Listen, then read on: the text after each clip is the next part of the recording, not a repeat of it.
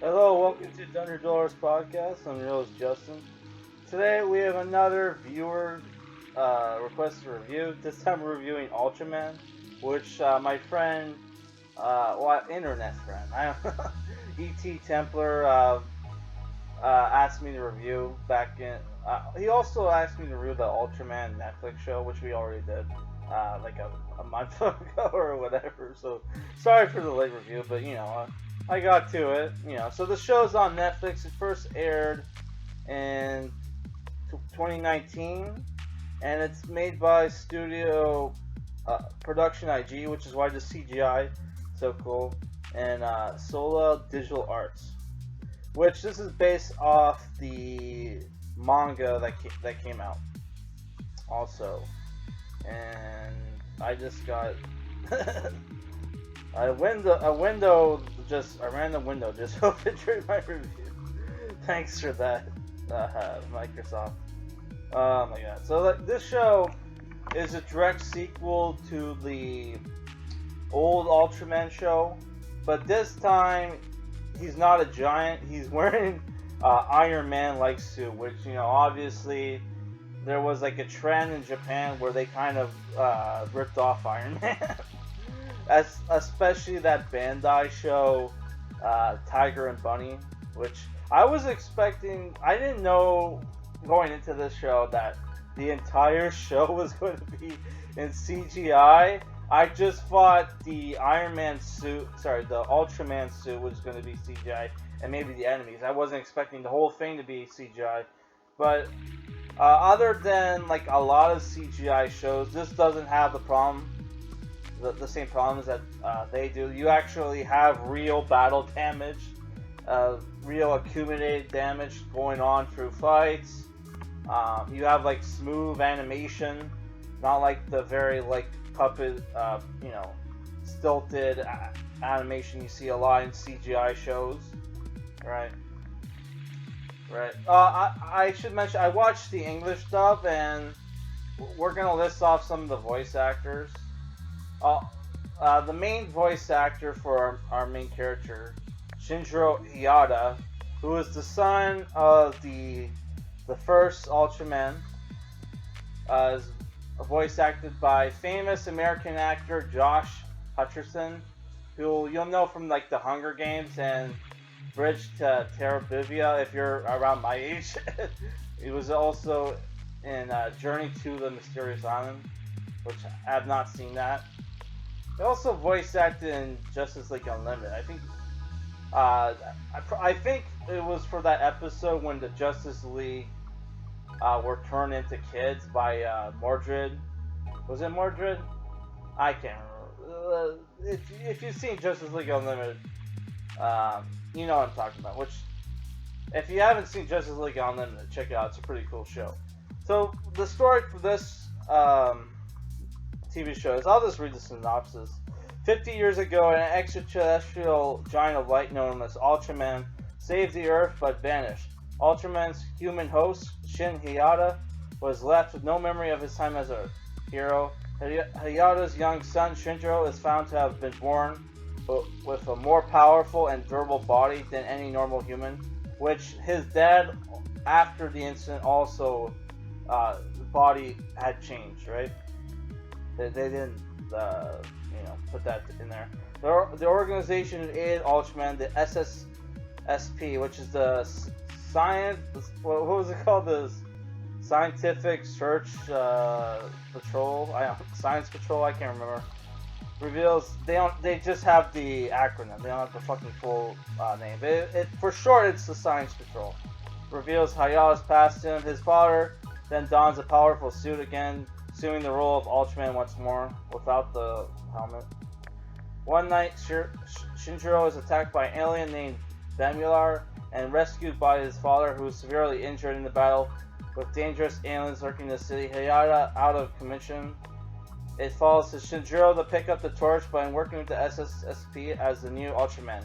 Shinjiro finds himself wondering how far he's willing to go to help people.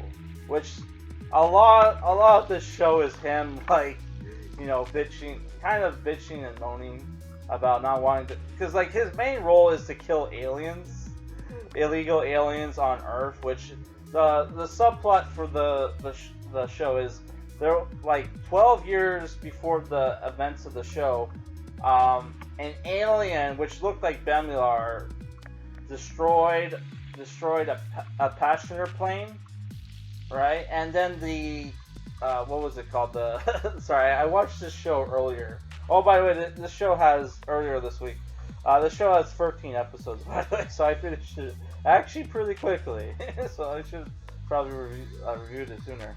But yeah, like what was it called? The Star Cluster Council, which is this alliance of alien races, go to the Science Patrol and the leaders of Earth and tell them, hey, we know that we attacked you and messed up your planet with our giant monsters, but now we want you as part of the alliance, right? So there's an alien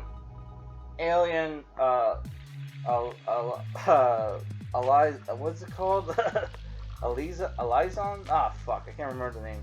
Whatever. There's this alien who's also part of the Science Patrol that helps Shinjiro Hirata and the other characters.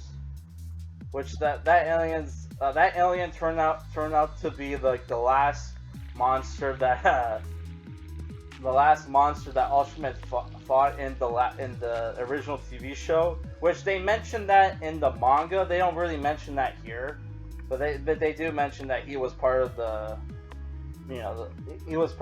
alien race that attacked Earth, right?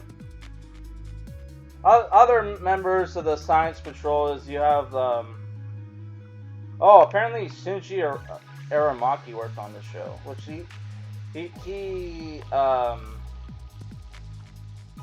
worked on like Appleseed and a bunch of shows based off Shinji what's his name now, Masamune Shiro's like work, right? So other members of the Science Patrol are Matsuhira Ide, who was an original member of the Science Patrol. You got Dan Moriboshi, who becomes another Ultraman, but with a katana. But he doesn't have any superpowers, and he gives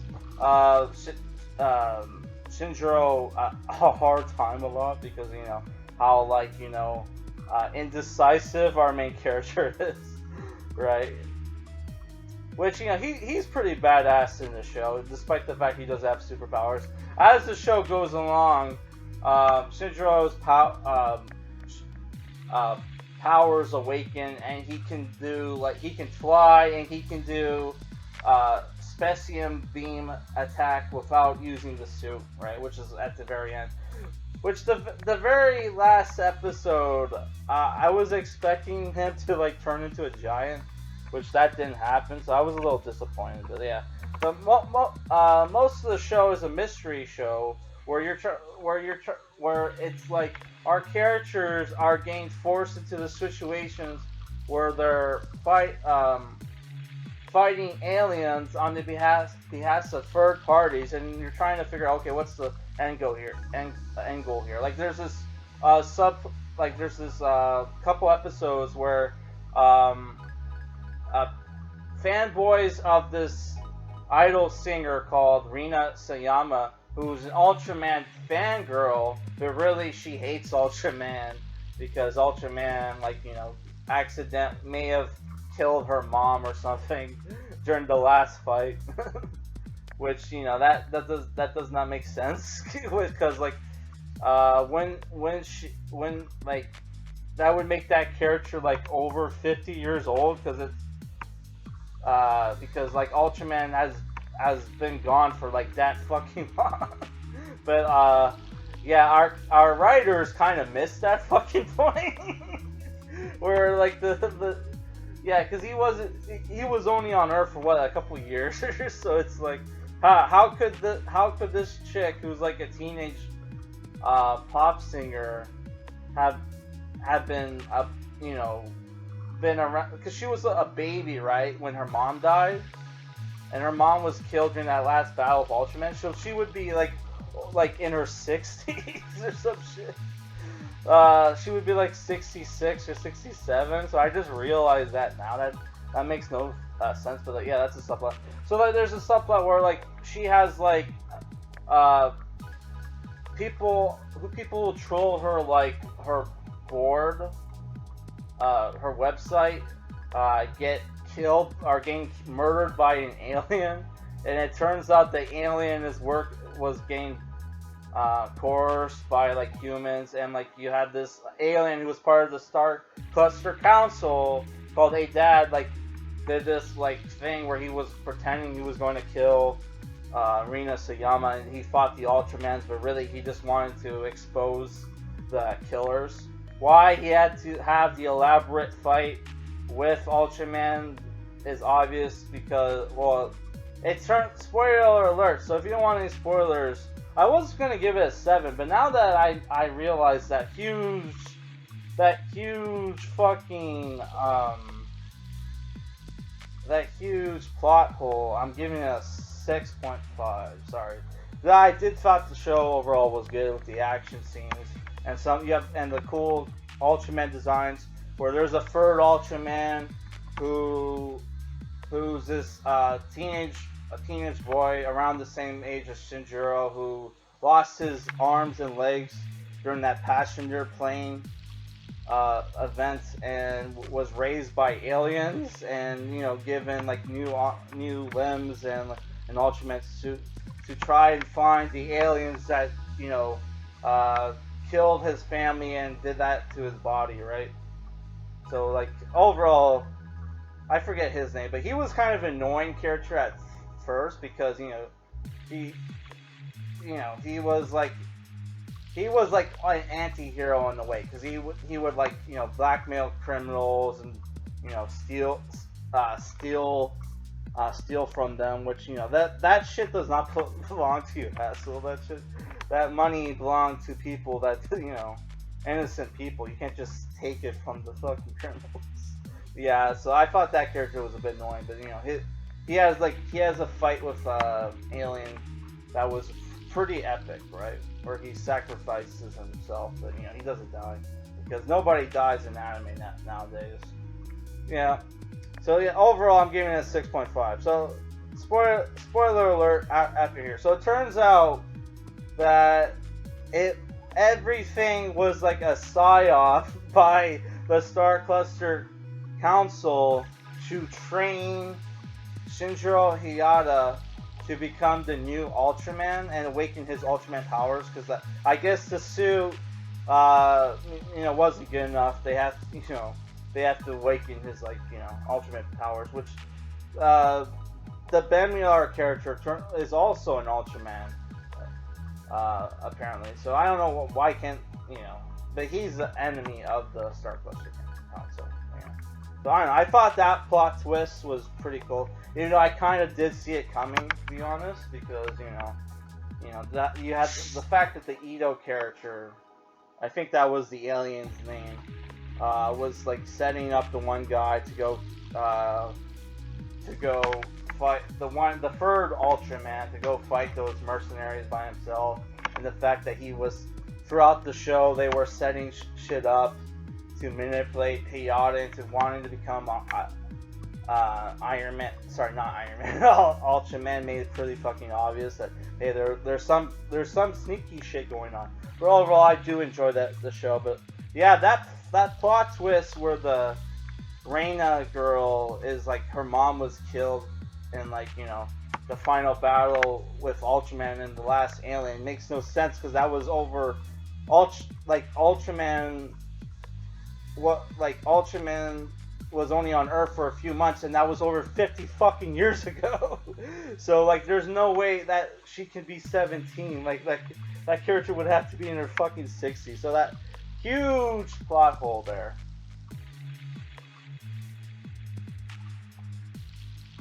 And why would the Hayata wait so long to have kids? But it's the thing where they wanted it to be modern day, right? But still, yeah, that plot twist. That's a huge major plot hole. I would love to see someone talk their way out of that one. So yeah, someone explain that shit to me. But like obviously, yeah, that's some bullshit. But other than that, I really enjoyed the show, and it wasn't a waste of time. and, yeah. So it's on Netflix. You can, if you have Netflix, it's for free. So why not check it out? I've also been reading the manga, which I have the first 7 volumes, and I stopped reading it, but which was around the same time of that Reina Suyama arc, right? Which maybe I'll pick. I don't know if there's any point to picking up any more of the volumes, because it's like, oh, I just watched the show, and the show probably covered the whole manga series. But yeah, I don't know, guys. Apparently, there's a sequel in season 2 in the works, so let's look forward to that. And I plan on reviewing I'm thinking of reviewing the Ultraman show, which I have like Echo Bridge. Was it Echo Bridge that put it out? Sorry, Mill Creek Entertainment put it out. Which it's only 39 episodes, so that's kind of doable. But they stacked all the DVDs together, so yeah. I don't know. We'll check. We'll figure it out. All right, guys. That's it for today's